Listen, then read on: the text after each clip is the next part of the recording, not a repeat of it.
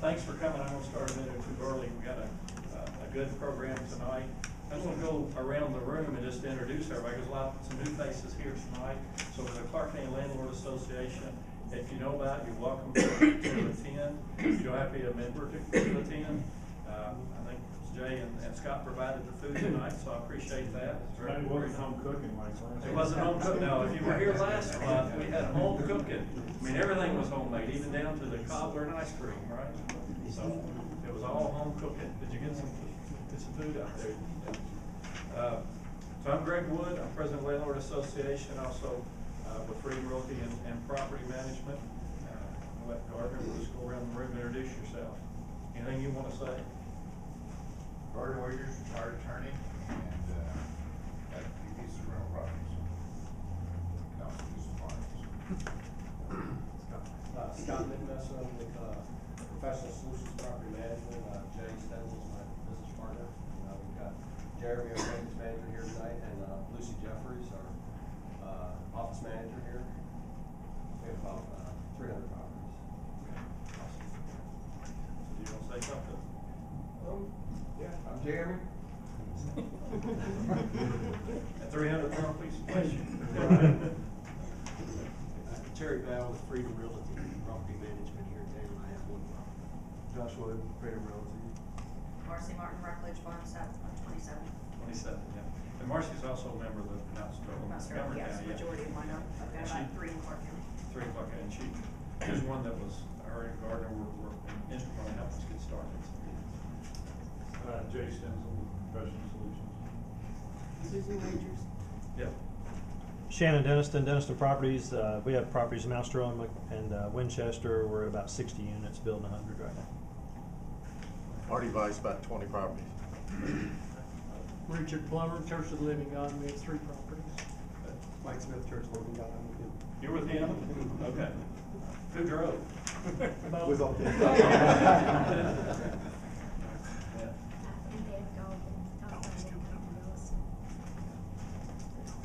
Eric Foley, my fiance Heather Dennis.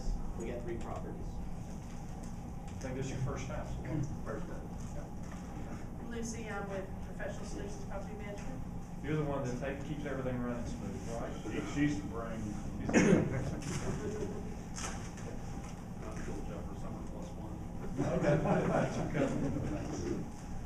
Charlie Fuller, we got 1 property here in town. Dave Cantrell. Dave, More than I want. More than you want, yeah. So I give Dave credit. He kind of got us started in the rental business. I don't know if I give him credit or I don't know if I'm bad about it. Some days it's not so good, but anyway, thank you all for coming. Lynn is not here, so if you can read, I tried to explain it. If you joined last year or this year, you don't know anything for 2018, 2019. If you had joined previously and haven't paid $25 last year, then pay $25 this year. Basically, between the 2 years, it's either if you joined, you paid your 50, you're good. If you joined previously and you haven't paid 25 last year, pay 25 this year. We're just trying to keep up with it. Trying to keep it very minimal amount, but just trying to pay for our we don't have to pay for the room, but our printing and name tags and the website and some things that we keep up. So is that clear, somebody? If you got any questions, you let me know. On the back talks about it. If you wanted to join, it talks about that. You can go to our website, cclawinchester.com. Our forms are on there. You can print them out. If you have trouble, reach out to me, and I'll send you to my office manager, Carol, and she'll get it fixed for you. I don't know how to fix it, but she will. Let's see. So Lynn is not here. Last month we were here. We had a little over $1,000 in the account. I don't remember the exact amount, but we have money, and we're in good standings with the government, their taxes and all that. So we're in good shape. Professional Solutions. I talked to them about coming. They have a lot of properties. I always like to have a good topic. Next month I have a gentleman, John Patrick, coming. He's going to talk about the difference between having LLCs and having an individual rental in your name. So it's really up to you, but I'd ask him, that's a topic I get a lot of questions about. LLC, not LLC. If you go to court, if it's in your LLC, you have to hire an attorney. If it's in your individual name, then you can go and represent yourself. That's about the extent of what you want me to explain, but he's gonna talk about it a whole lot more in depth, and that'll be a good program in April. So, anybody got any questions before I turn it over to Scott and Jay? It's going to be April, March. March, thank you, this is February, thank you. March program. April, I haven't got a speaker yet, so if you know somebody, reach out to them. Thank you. That was a test, you passed. There you go. I just wanted to introduce us real quick. My name's, like I said before, Jay Stenzel, my business partner, Scott Messer. We've been buying, building, and managing rental property for over 25 years. A couple of years ago, we met Lucy, and we decided to start a property management company to manage our stuff and also manage for outside owners. Also made a decision to start a maintenance company to save maintenance costs for us and also savings that we can pass along to all of our clients. So tonight Lucy is going to be talking from the property management side. He's going to kind of be talking of some things that we discussed at the end of last month's meeting about how we go about screening new tenants, new applicants, the process we use. Jeremy, who's our maintenance supervisor for Maintenance Solutions, he's going to talk about some of the things that we do on an ongoing basis as far as preventative maintenance. So, Lucy, you go first, and Jeremy.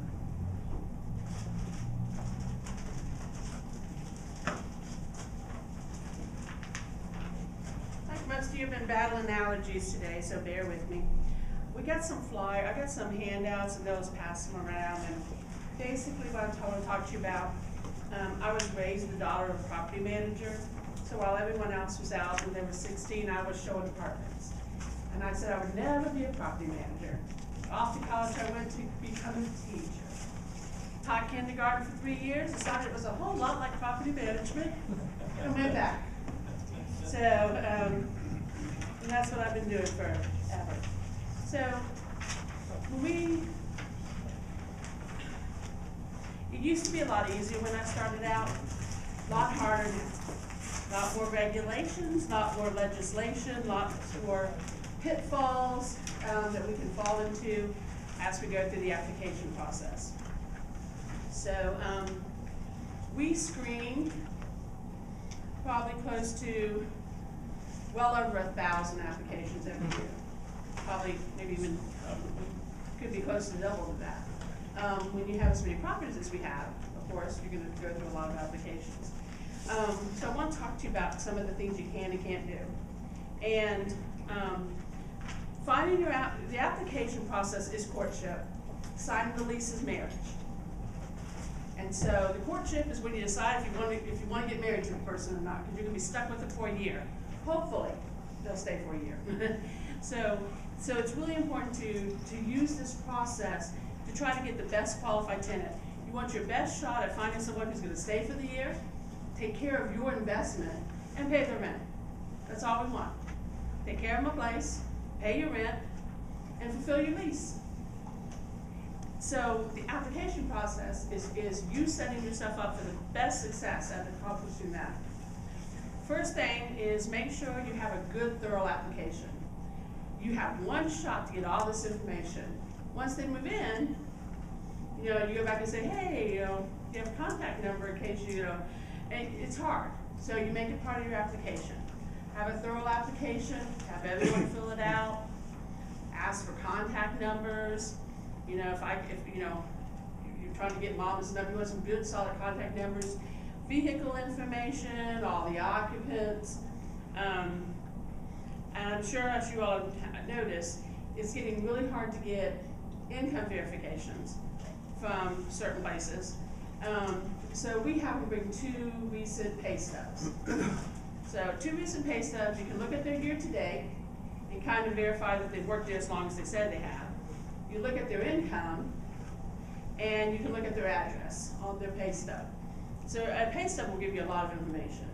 So 2 current pay stubs is a great way to verify income. And like I said, having done this as long as I've had, one of the pitfalls is sometimes you'll rent to someone. If you don't verify their income, you call the number they gave you.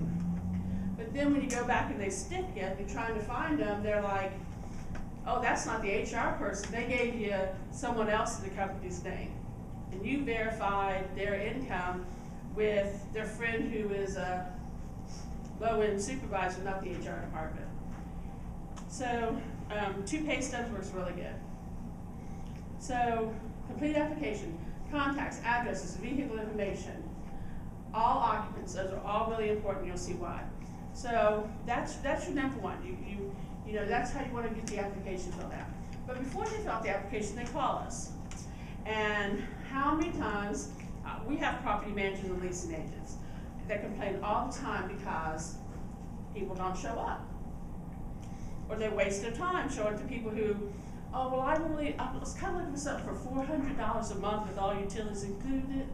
You know, so pre-screen, when they call, ask questions. You know, what are you looking for? How much is your budget? How much can you spend on housing? Tell them what your criteria is. Ours is 2.5 times the rent. So you say, now, our criteria is 2.5 times the rent. Does that work with your income? Get some of those questions out of the way. And that way, you're not wasting your time to go and show something to find out that they don't even qualify. So get that pre-screening out of the way, don't waste your time. And then if we get past that and you get to showing the unit, now what you want to do is you're going to get a meeting face-to-face. And this is really important. I always go in and I set the expectation from the beginning, you know, what I'm looking for. They're going to tell you what they're looking for, and you have the right to tell them what you're looking for too, you know. And so showing the unit, have them bring their information with them. This is all that time-saving thing. Tell them to bring, say, if you're interested in this unit, bring 2 pay stubs when you come. If you have a way to digitally send them the application, we have ours online on our website. But you can say, let me send you an application, or, you know, you can email them one, or if you can get them to do all the information up front, fill that out, come with their 2 pay stubs, come with their photo IDs, which you can just take a picture with your phone. You get that all done there, people get locked in. It's no different than real estate. You know, it's that closing the deal. So you get a good tenant, they come, they look at the unit, they loved it, you feel like they might be a good fit. You're not going to push off the process, because so many times great tenants come, potential tenants come, and in doing the process, getting back to you with their income, getting back to you with the application, we lose them. And they go somewhere else. So try to get as much of that information when they come for the showing, because every day your unit sits vacant is a day you lose money. We keep our vacancy rates for ourselves and all the people we manage for around 97%, which is aggressive, but you know, some properties are 100 and some are 96, but you know, on the average, you want to keep it because you don't want that loss of income. So get those 2 units turned fast. Have them bring what you need, process the unit. Now, a lot of the individual owners might not run credit reports, but there are places out there that you can use to run credit reports. There's services. It costs a little, but you get a lot of information off a credit report, even if you don't use their credit score to qualify them. At least once a week, someone walks through the door that says, I hear them talking out to the property managers, you know, they're 38 years old, they've never lived anywhere but with mama. Never. And we say, no, we're going to run your credit report. And these actors never lived anywhere with mama. Run that credit report, 250 Oxford Drive, this near Grandview, Dell Drive. They've lived everywhere. But they don't tell you. And if they weren't, either if they weren't evicted, or if the eviction doesn't show up, you're not going to know. So credit reports give that valuable information. A lot of the things we're seeing a trend in too is Lexington. A lot of our renters are coming in from Lexington now, and so if you don't have those eviction records for Lexington available to you, and so you know, the other thing you can check on credit reports is again addresses, but also you can look and check on they'll say, oh, is this apartment complex this much money, or, so check those things, and then if there's 10 addresses and they only listed 3, call them up and say, says on here you lived at, no, I'll just use 250 Oxford Drive, and they'll be like, no, that's my sister's address. We know who 250 Oxford Drive is, give them a call. See if you can find out. You know, you have to do your due diligence. They're not going to give you the information if it's negative. So you have to do a little digging. So credit reports, while they do cost you a few dollars, do provide a lot of information. I think most of the programs out there, you can get a credit report, the criminal background check, and the eviction history for around 15 bucks. Some of them are a little bit more. The software that we use, that's exactly the exact cost. It's $15, and it gives you that a lot of information. So if you're not using it, consider using that. Then the other thing is, this is what you want to. You have to remember. You have to process every application the same way. Every person that you show a unit to, now you don't have to qualify. You can have a property over here that has one set of qualification rules, and you can have a property over here that has a different set of qualification rules. But every tenant that applies for this property, I have to qualify them the same way. And every tenant that applies for this property, I have to qualify. So our Frontier Crossing property might have one set of qualifications, while our medical apartments might have another set. But everyone that applies for each one has to be treated equally. The best way to avoid any problems in the approval process is we use a scoring sheet. A lot of your larger companies use them, and you should too. You have to have a way to document that if anyone ever comes back and says, you discriminated against me, you didn't give me a fair shot, you have to be able to show that you processed all the applications the same way. The scoring sheets are really easy. You get so many points for, income is first. Do they make 2.5 times the rent? That's what our criteria is 2.5. That's a really good number to use if no utilities are included. Some people do 3. It really depends what the market will bear, kind of. But you might want to go. You can tend to go a little lower if it's utilities included, because they, of course, a larger portion of their expenses will be included with their rent, so they wouldn't have to have as much outside income. Then that's the first thing. Then you qualify them based on, after you get past the income, which is most important, their employment. Are they full-time? They get so many points. If they're part-time, they get so many points. Been on the job longer than a year, they get so many points. If they're permanent or temporary, all those add up. The last one is rental history. And again, you can make the score sheet as simple to pass or as hard to pass as you want. You just have to use it on everyone. That way, if somebody ever comes in and says, you discriminated, you didn't convince me because you don't like me. And anything ever comes of it, I can put up my score sheets and says, all the people we moved in had a 4 or higher. You had a 2.8. And everybody else that had 2.8 got rejected too. You have to be able to show that. And also, I always encourage all property managers to watch what's going on with the laws. There's some legislation that's out there right now at the state and the federal level that will could keep us from being able to use criminal history against potential tenants. So keep your eyes and ears open, because that would have a big impact on us.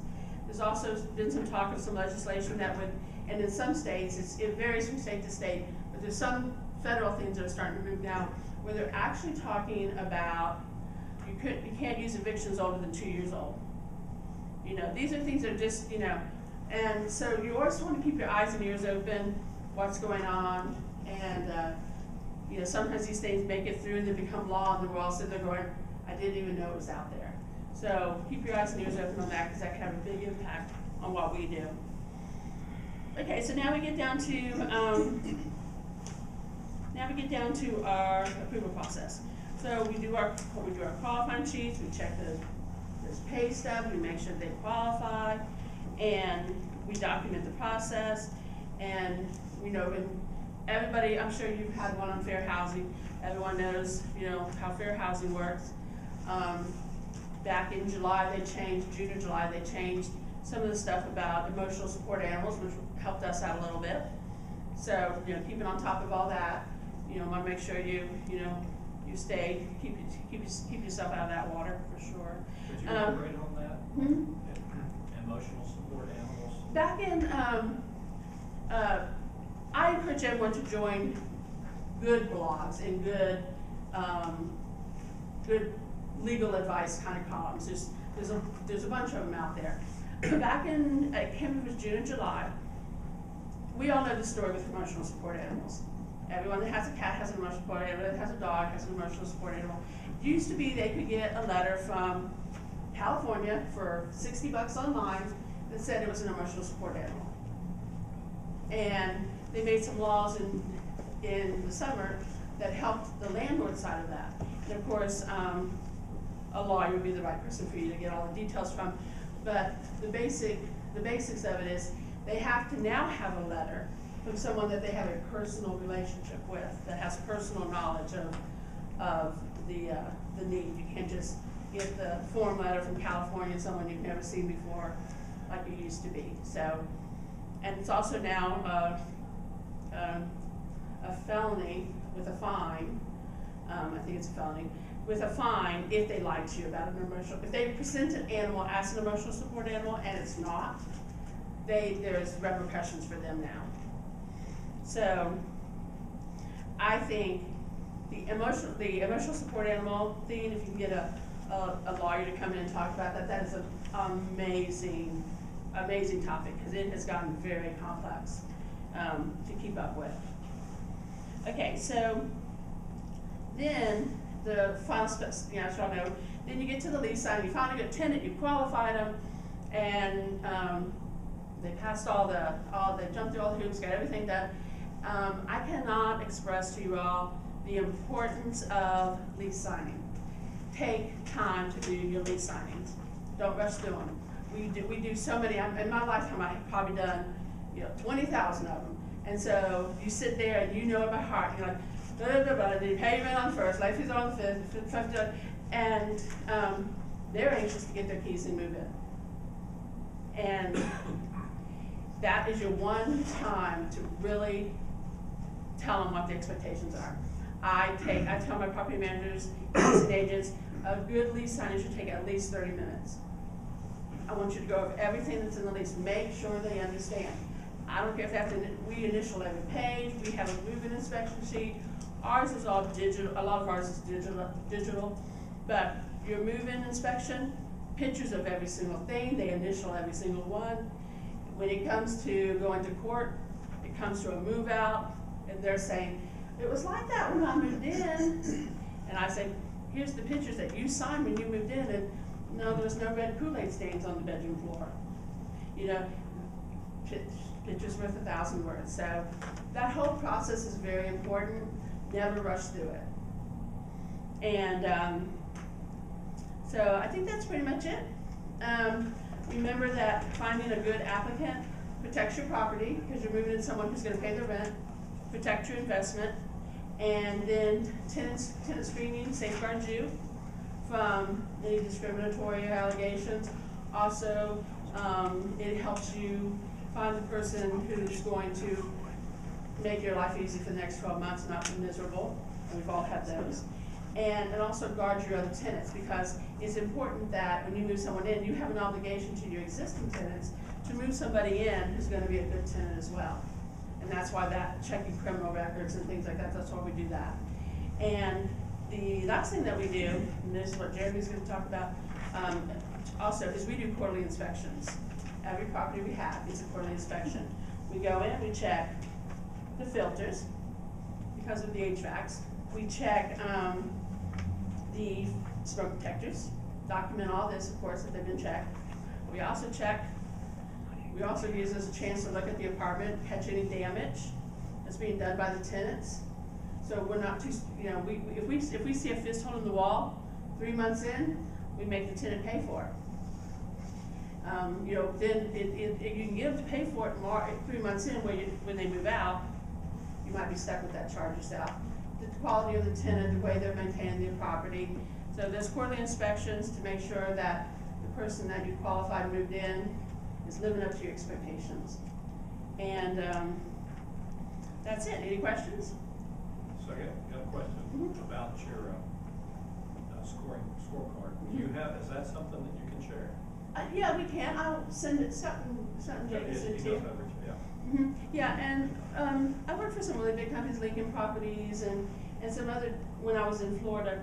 And scoring sheets is something I've used for over 30 years. Some companies use them, but most companies have some sort of scoring sheet.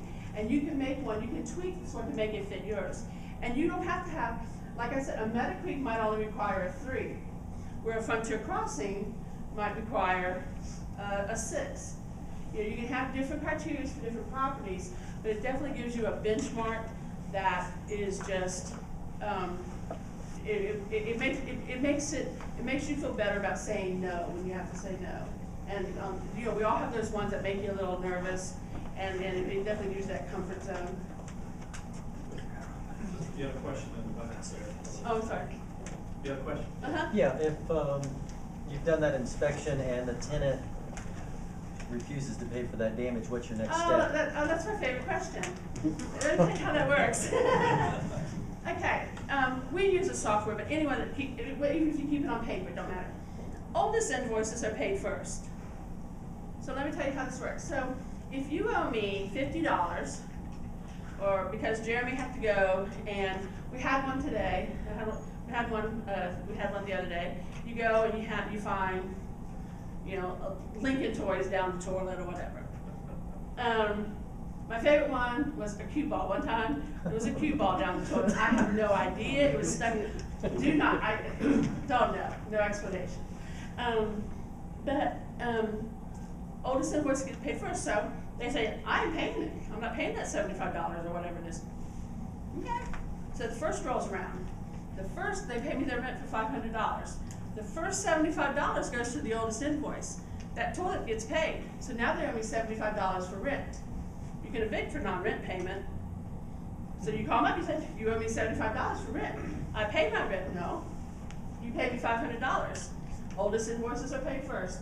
Your toilet charge of $75 was paid. You owe me $75 for rent.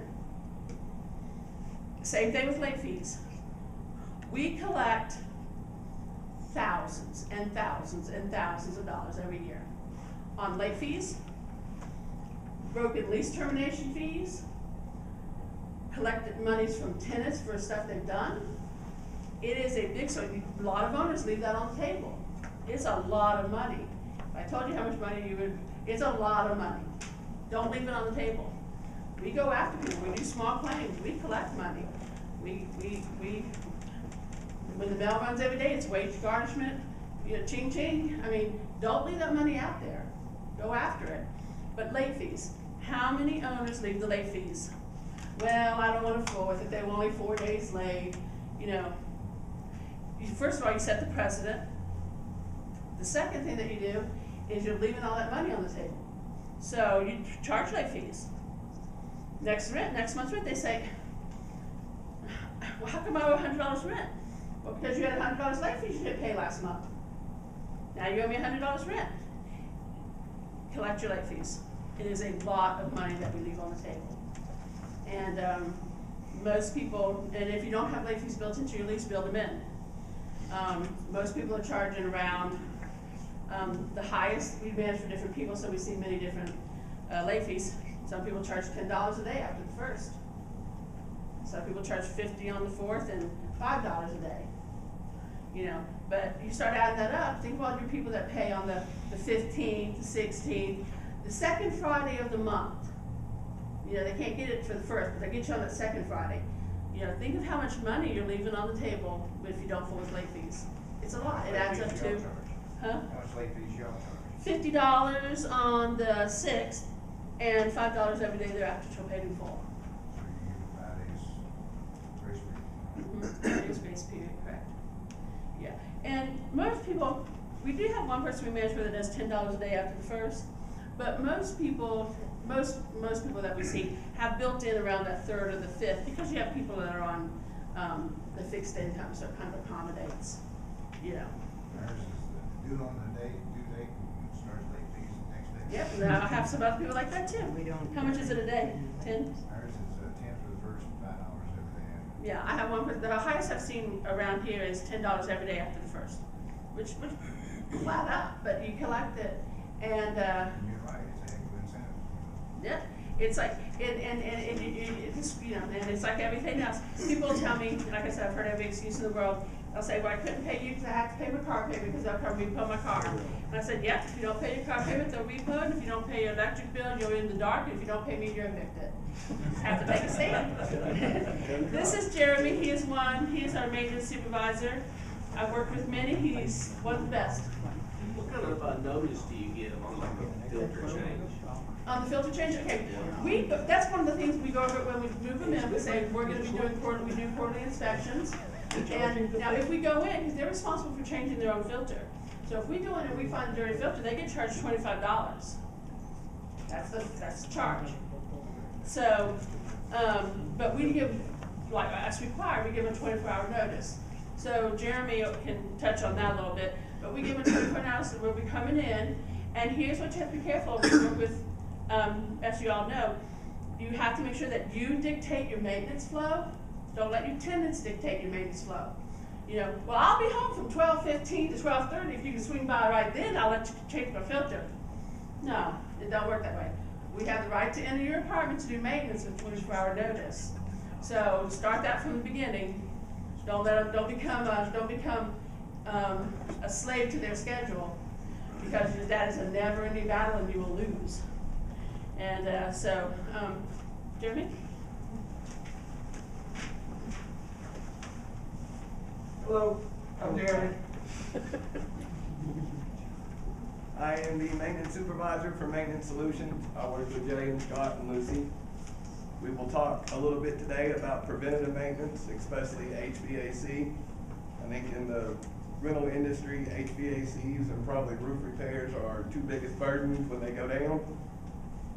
A lot of the things that we do to help extend the life of the system or to help try to keep it up and running as long as we can are our quarterly inspections, our yearly spring cleanings, which that's cleaning the inside, cleaning the outside, checking the filter, checking the charge, making sure everything's tip-top shape.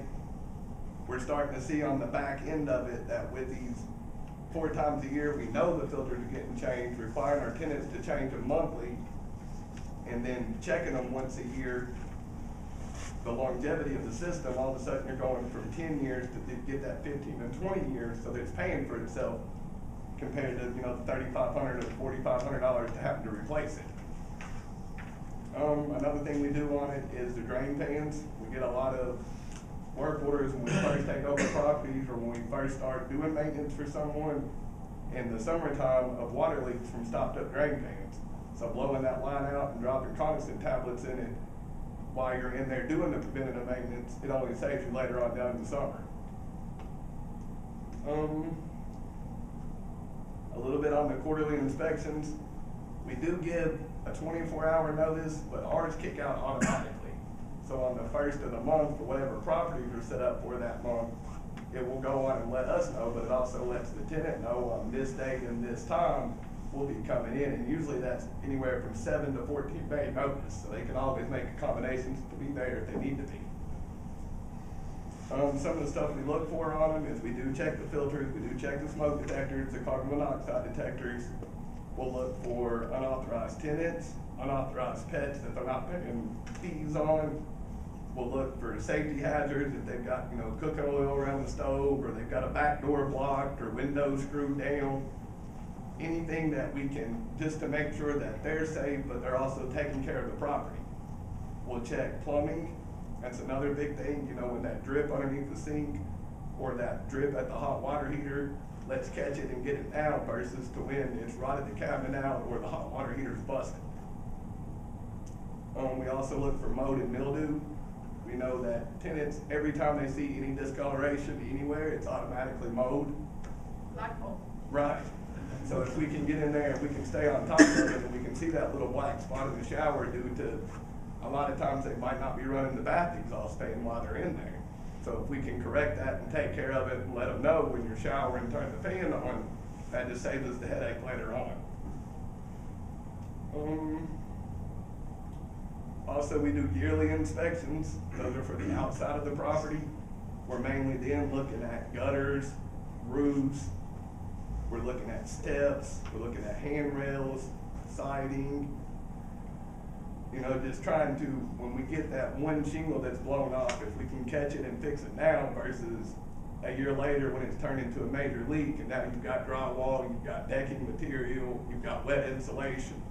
So the earlier you can catch it, the lower your costs are gonna be. So do you have a check sheet that you go by We each do. property? We do for inside and outside. Everything's documented, and it works out great too, because then if you do have litigation later on, you can always go back to say, hey, you know, on these dates at these times, this is what we looked at, this is what we failed. It's always amazed me the amount of the unauthorized tenants and the unauthorized pets. We charge pet fees on our properties, and it never fails. We'll have somebody move in, and within that first quarter, we'll go in, and now all of a sudden, they've got 2 cats and 2 dogs. Well, we know, you know, if the pet deposit's not there to protect us on the carpet and the trim and the wood and the flooring, they most of the time don't care to take care of it. But if we're holding that deposit and they're paying those monthly pet fees, they're a lot better at taking the dog outside or cleaning up after the mess. So it really helps us out there. And then also tenant retention. With maintenance going in and out of people's houses, because I tell everybody, you know, it's the tenant's homes, it's our property or our house. But a lot of times, especially in today's time with the digital age, we don't get a lot of face-to-face from the office with the tenant. Everything's a text message, a phone call, or an email.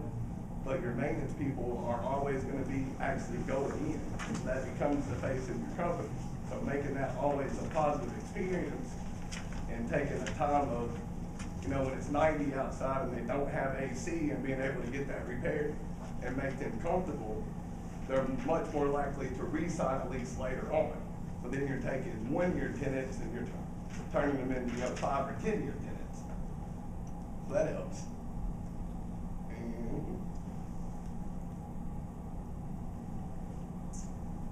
One thing about that he just mentioned, anytime you have a work order, and this is just with our computer system, it automatically emails that tenant a survey.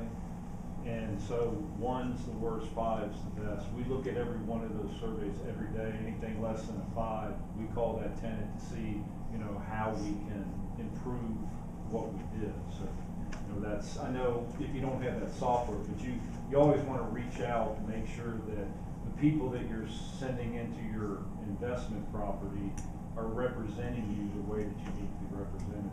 We stay on top of that very thoroughly.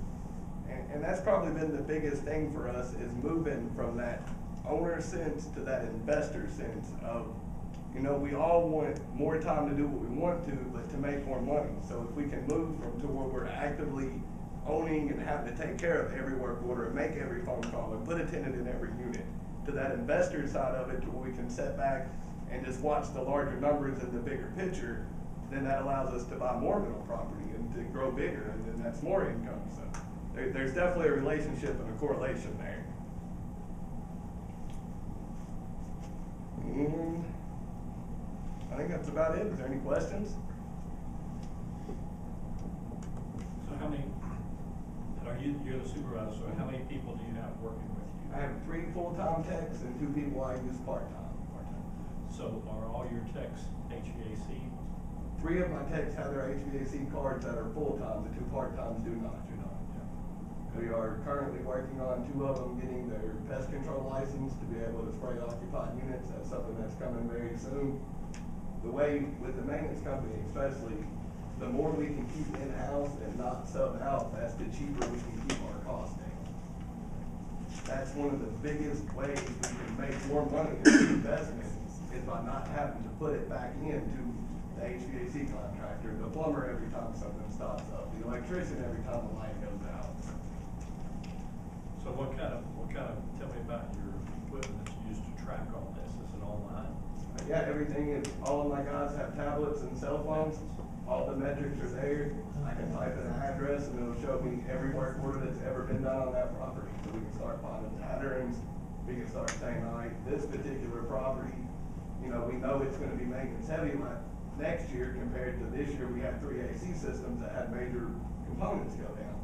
Versus this property's newer and, it was very low maintenance last year. So when you're starting to make your budget out, you're starting to figure out what your percentages are you're putting back into your property. You can't ask for anything better. It's all right there. Do you mind sharing your checklist with us or email it to Greg? It's something we can do? Like I said, we've got several of them. We've got one we use for inside on the quarterly inspections. We've got one we use on the yearly inspections for the outside. We have move-in checklist when a tenant, gets ready to move in. We have a move-out checklist when a tenant does move out. The more documentation you can get and put in that file, the more it's gonna cover you later on. The other thing that I suggest too is, we talk about checklist, is we give checklists if we use like a cleaning company, or we have a cleaning person that's a 1099 type person. We have a checklist for them, and they said, when you clean this unit, here's what you have to do. And it's very detailed. You have to clean the light fixtures, you have to do this. So when you have a checklist for your vendors, like your cleaners and your painters, you can do it with the painters as well. You give them that checklist, and so whoever comes to you and says, I want to clean for you, say, here's the checklist. It's the same for everybody. Here's the checklist that you have to do. They have to mark it off, and they sign off of it when they turn in their invoice.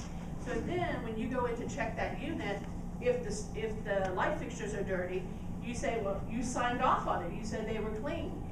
Checklists are really a valuable tool that anyone can use. You don't have to have a big software system like what we use. Anyone can make up a checklist for their vendors, and it will save you aggravation, because we all have had the vendors we have to argue with because, well, I didn't know I was supposed to do the windows, or I didn't know I was supposed to do this. So checklists are really nice. The checklist and the approved vendors, people that we do use it with my guys, everybody has to go through an approval process. So checking those, the recommendations and checking for a couple people they've done work for, doing the background check, setting the prices beforehand, signing off on the keys that they've got, having that all in place, then you get consistent vendors that you're using the same people every single time. Usually you can work out a better price because they know, you've got 300 units and I'm gonna get 45 paints in the next 2 months versus I'm just gonna paint one every now and then. So you can really cut your costs down by finding the right vendors and using them over and over and over again. What are you doing, yearly or anytime, spraying for pests? Do y'all ever spray for pests? We do. Usually once a year, we'll have the big outside pest company come around and do their inspection, and then we'll sit down with them and kind of go over, this property might need 1 treatment a year, this property might need 1 every 90 days. Kind of just depends on what the property is and what we find when we go through. So you don't have a regular spraying program? No, we do not keep pest control. When we turn a unit, we use the common preventative pest control. That's on every single time the unit gets turned. But as far as dealing with pests, once they're actually there, it's on an as-needed basis. You charge the tenant for the spraying after? GPS If they signal bring in, lost. Roaches with bed bugs or something like that, y'all have a charge for that? We do, because our move-in inspection shows us when you took possession of that unit, there was no roaches, there was no bed bugs, there was no fleas.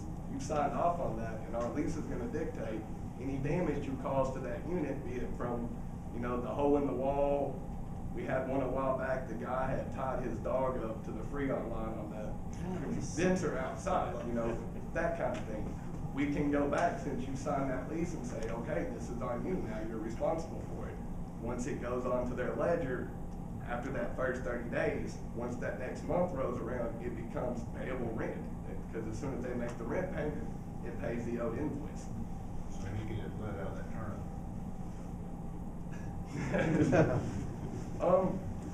Collections, because we're always gonna run into the tenants that just don't wanna pay it, and sometimes those get up and move. But after a while, word gets out in the community, hey, if you owe these people money, they're gonna come after you. And that, if If you're I like providing, it, I mean, that's good, that's just, that's the way to run a business. and that's moving over from that owner mentality into that investor mentality. At the end of the day, we all do this because we want to improve our capital, we want to improve our investment. Everybody had that attitude, running the business would be so much better. It would, I agree. Any other questions? Yeah, when you have that, find that damage on your quarterly inspection, a hole in the drywall, and you send them a bill for $50. Well, that was my question.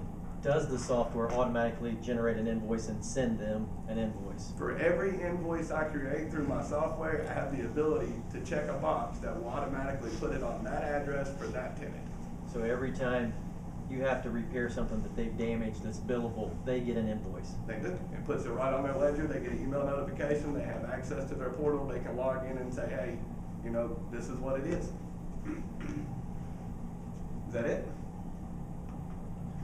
So I got a question. So if they get charged for a bill for $75, then they pay their rent the next month, and you tell them they're $75 behind on their rent, do you start charging them late fees? Yes. It becomes late fees on the rent because their balance is not paid in full when that grace period takes place. And the software automatically kicks it out. So you kind of double hit them there if they don't pay the work order. And we tell them up front, because when they, on the work order, there's a little box, there's a check box where you say bill back to tenant, so it automatically bills it back to the tenant. And the tenant, and so the tenant knows that they owe it at that point, because they're gonna get an email and text. So they'll call, and we tell them how the system works. We're very transparent. Your oldest invoice is gonna get paid first, so if you don't pay this, when, you know, we're upfront with them. But yes, we will charge late, because then it's rent that's due, and we will charge late fees. Even if they pay all of it, $75, you charge them. We do have a grace amount, anything under $50 it won't hit late fees on, that's kind of like a grace amount, that's just how we set ours up. But yeah, anything above $50.01, they'll get late fees. Is there a paper invoice or it's just email and text? We do both, 95% of our stuff that we do is email and text. The software we use, one of the reasons we selected it, is because we can text entire properties with one text. So it saves this, you know, so the way most people do business now is on their phone. So the software we use, they have an app on their phone, they can pay their rent on the phone, they can, you know, submit a work order on the phone, they can find out when we're coming to do the work order on their phone. So the software that we do is about, you know, 90 to 95% online, but we have some people that don't have, you know, I don't have an email and don't text me, I don't know how to work that thing, and we'll put a paper note on the door. And it'll actually tell me when I hit that chargeback tenant, if there's a special tag on their account, whether they're blind or hearing impaired, or, you know, they don't have the portal set up, it'll let me know to deliver a paper invoice. It tells me everything that needs to be done dealing with that tenant.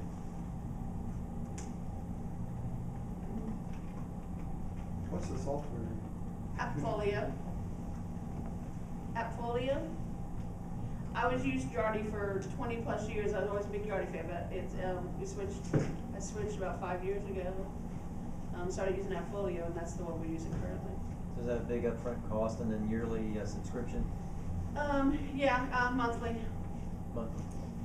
On a software like that, there's a minimum charge, so it really only makes sense if you have. Yeah, you have to have a couple. certain number. Yeah, you have to have. Yeah, you know, if you have anything less than like a couple hundred units, it probably isn't cost effective to even use it.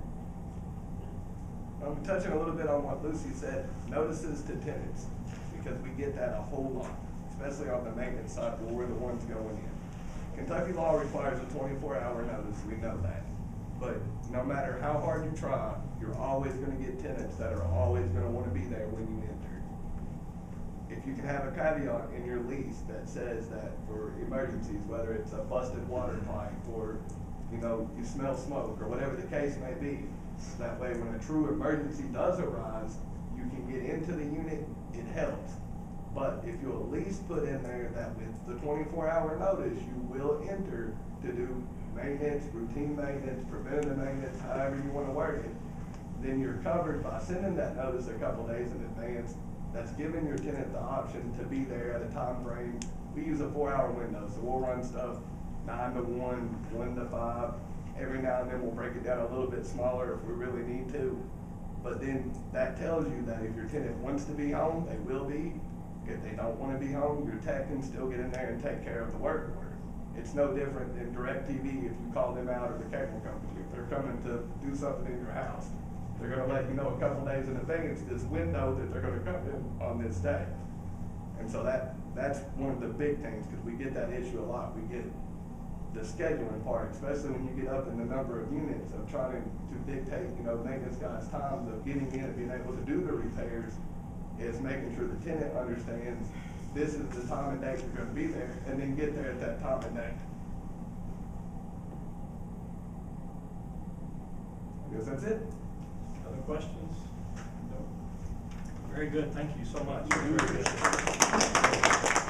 David, Scott, we got about 10 minutes. Do you all want to talk from an owner standpoint? Anything you want to add? I noticed one thing when he said there on the 24-hour inspections. I noticed most leases say that, and I've heard several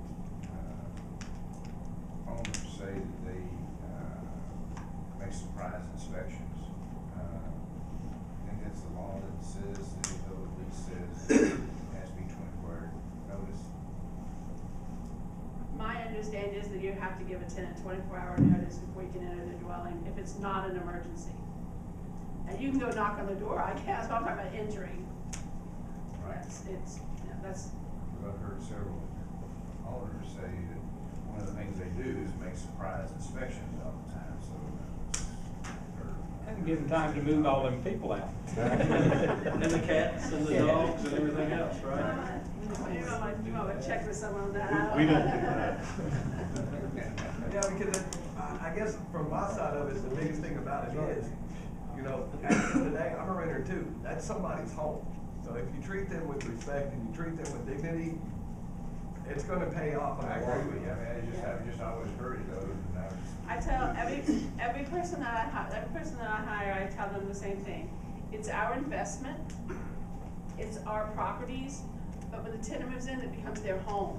And, the number one reason why people, if you Google it, you'll find out the number one reason why people do not renew their leases has not to do with the rent, it's maintenance.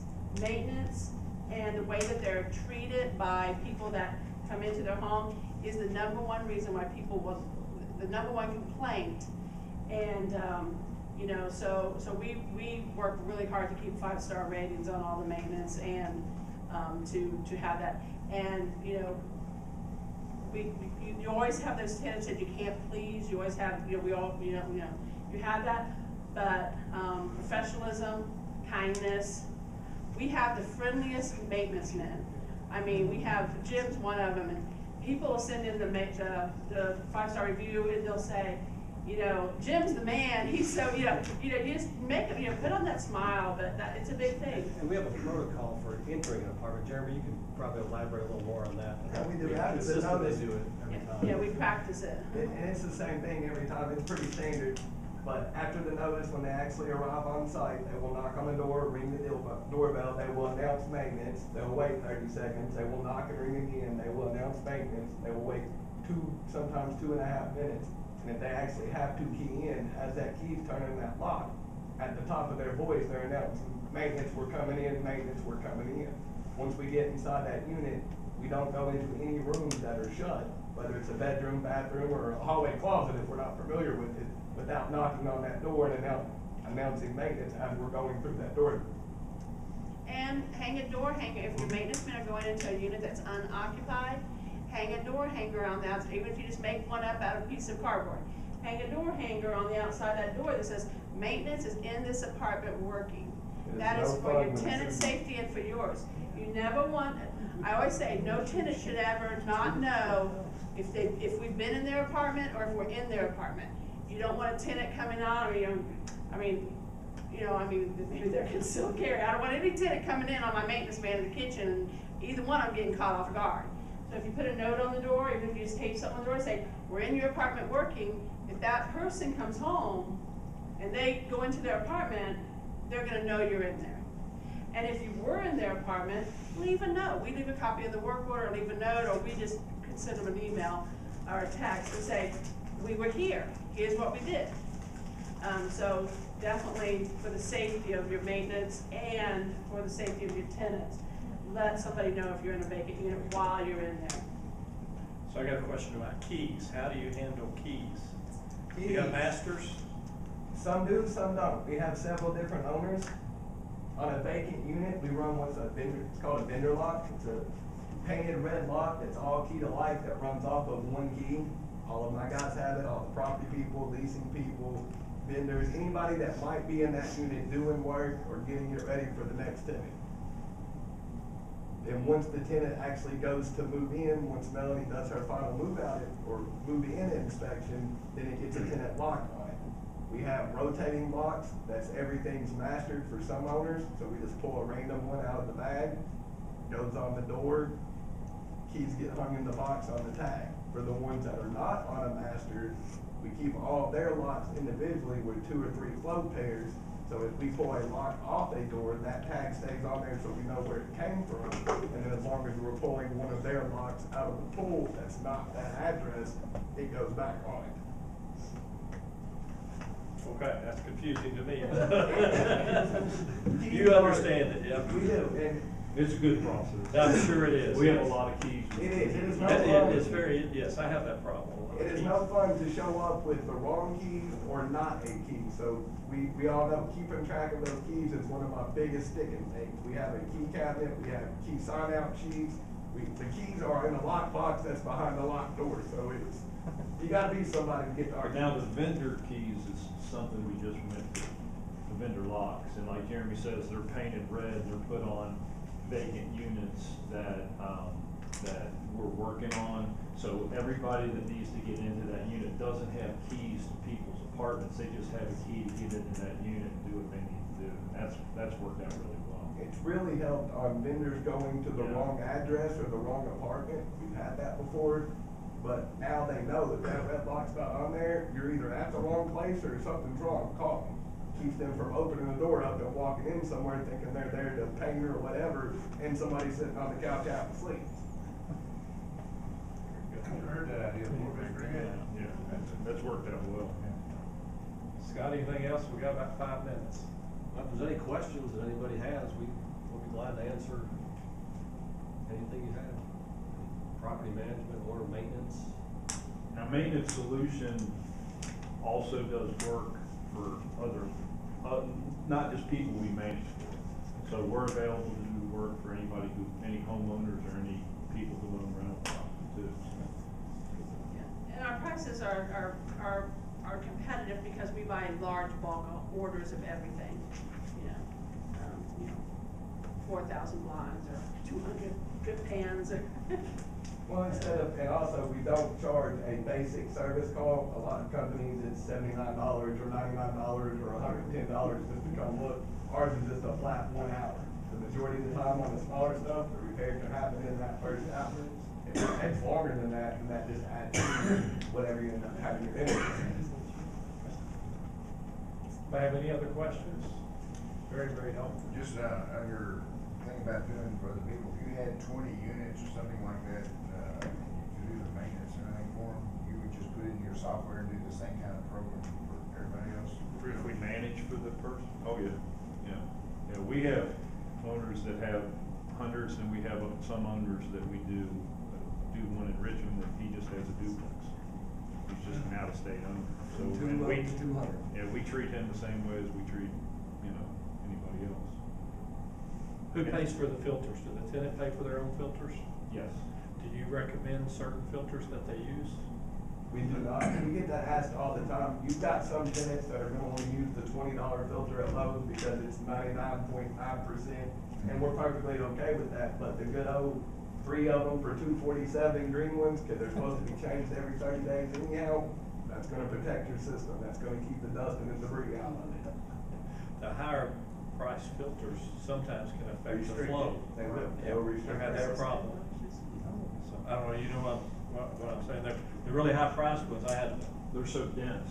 they're so dense that if they get any dirt in there at all, they'll restrict the flow on the heat pump. If you don't Also, change the it, when it pressures gets go up. dirty, you've got Huh? problems. You let that HIPAA filter get dirty, you got a problem. You got a problem. It's gonna Be careful quit, of you're the gonna have shop. a maintenance call and. And that's the biggest thing we get into is because then when we go in, you know, this old lady might say, well, I paid $35 for that filter. Well, yeah, but it's been in there for 6 months. You know, you still don't get longer use out of it. You just filter a smaller part. Yes. How far do you guys do it within an hour of Winchester? How far are you doing property management? We do about a 40-mile radius. 40-mile radius. In Winchester, yeah, from Winchester.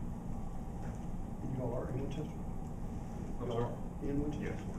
I think one of the things one of the services we provide that's most valuable to outside people is, to ourselves as well, is appliance repair. One of our techs used to work for Sears as an appliance repairman, and Jeremy is very skilled in appliance repair. We have not had to call an appliance repair person in 2 years, and we're able to repair most of everything that we have. We've not come across, if we replace it, it's because it's cheaper to replace it than to repair it. And appliance repair is outrageous. But, a defrost timer is, it's a defrost timer, the actual cost of the defrost timer, I mean, it's cheaper than eating at Applebee's. And, in an hour's time, but yet you go and you call the appliance repair guy, he's charging you $200, and, that's a big one. So appliance repair is one of the things that really, the people that we do work for really love. Where do you get your parts at? We utilize many, many sources. We have accounts at all the local places that you can get appliance and HVAC parts from. We utilize bulk orders from HD Supply, Amazon, sometimes eBay. They'll throw case slots on there. Some guy that works for Sears might have 50 of these and want to get rid of them, that kind of thing. But we figured out early on, the more we can get in stock in our shop, it'd just be faster the repair can happen, but also you don't want your tenants without HVAC appliances for 3, 5, 6, 7 days waiting on stuff. If you can get in and out in one visit, the tenant's happy, you're happy, everybody's good to go. Anything else? Yes, sir. One thing I will say is that Jay and I had property for 20+ years without a management company, and we never analyzed that aspect of it. If you have or don't have a management company, it's worth analyzing, because the money you can save in maintenance costs and fees that the management company can collect for you, they'll get their rents up to where they need to be. Sometimes your rents are a little low. You'd be surprised that it can sometimes pay for itself. We have several clients that have noticed that. But they're actually making as much money, or sometimes more money, with the management.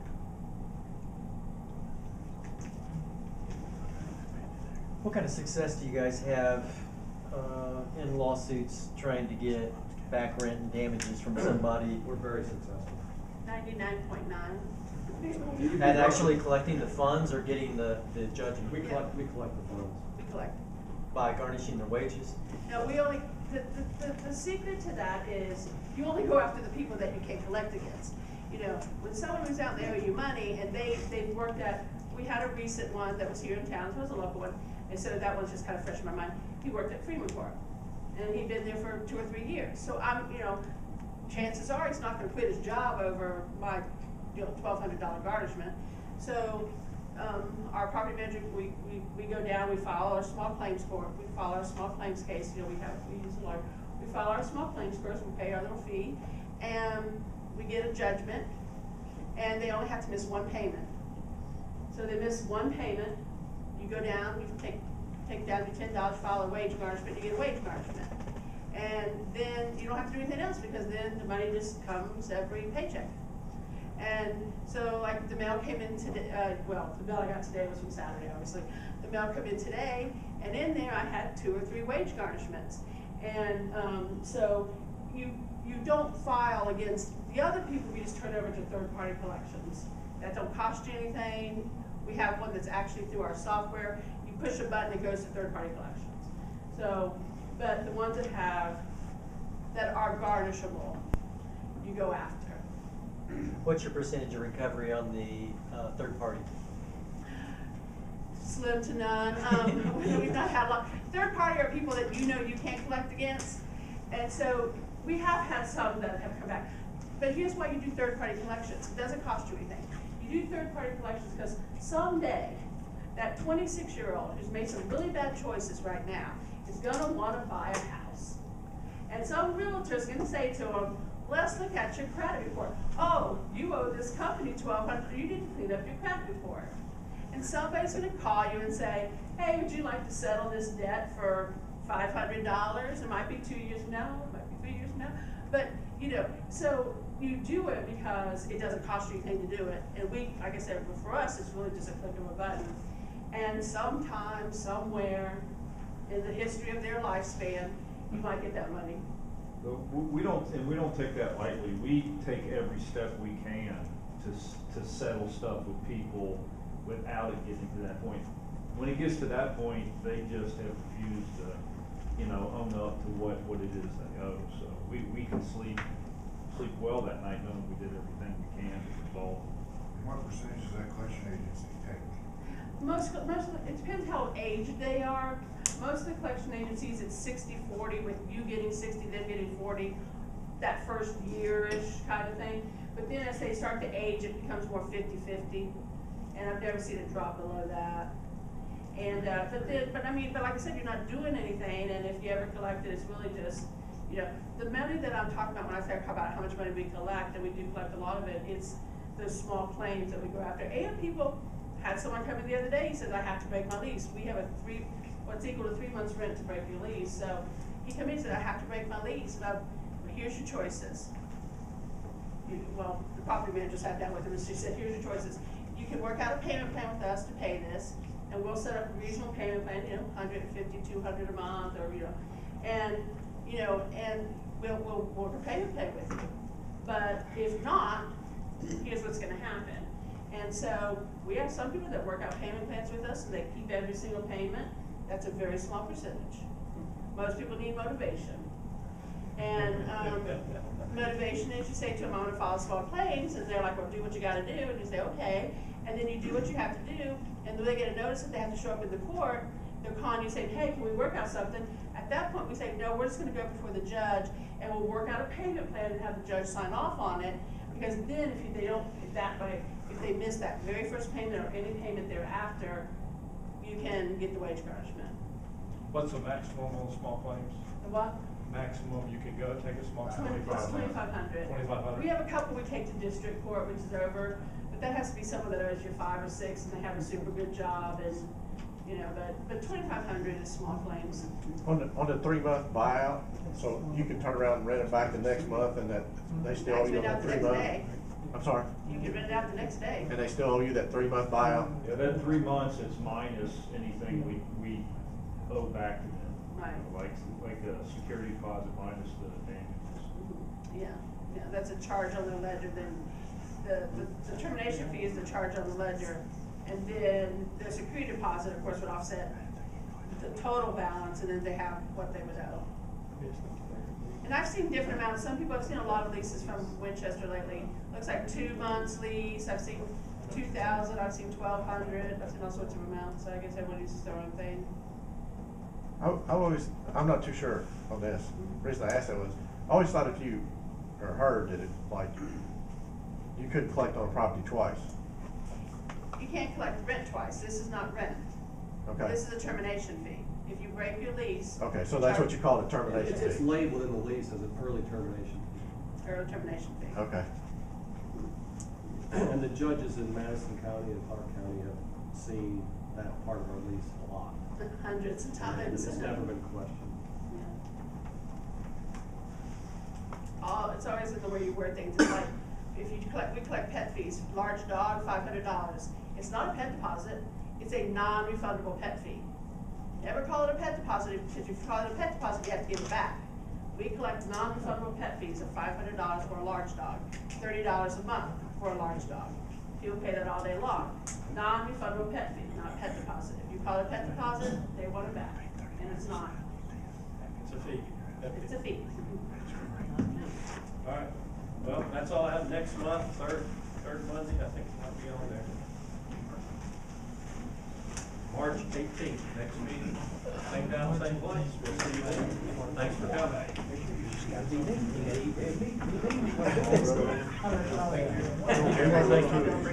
Appreciate it. Good job.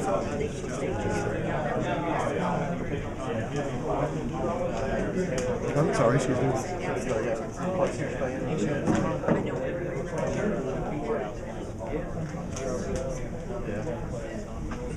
All of my texts.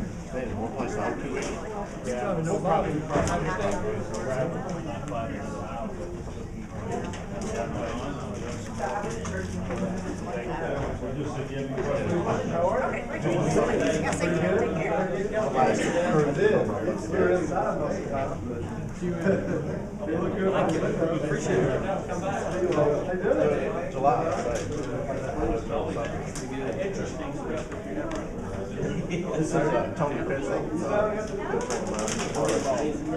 Oh, I've heard good things about you. Susan, nice to meet you. Winchester. Oh.